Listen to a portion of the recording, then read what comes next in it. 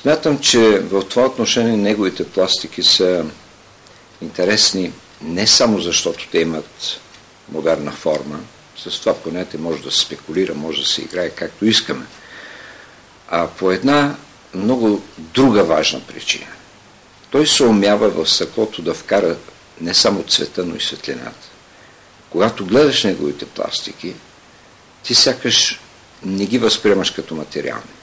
Те са сякаш едно сплитане на светлина и на цвят, което постоянно се променя, което играе, което създава една динамика.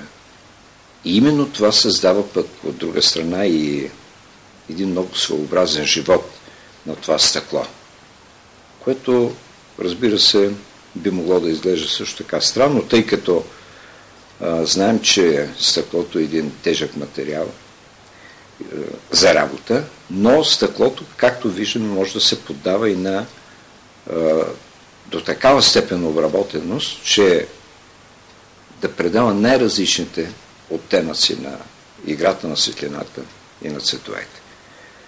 Може би в това отношение той следва пример още на готическите катедрали, които са характерни с техните витражи, където именно този сблъсък или този синтез между светлината и цвета играят много голяма роля за оформяне на едно мистично пространство. Тук той тръгва че по обратния път. Той не чака светлината да влезе в пространството, а той я концентрира в своята пластика и тя по този начин облъчва пространството с своето разноцветие.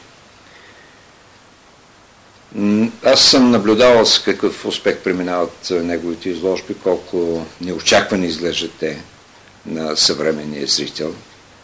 И това, което много се надявам, освен че се надявам той да направи още много такива пластики, е да направи една школа в България за стъклопластика.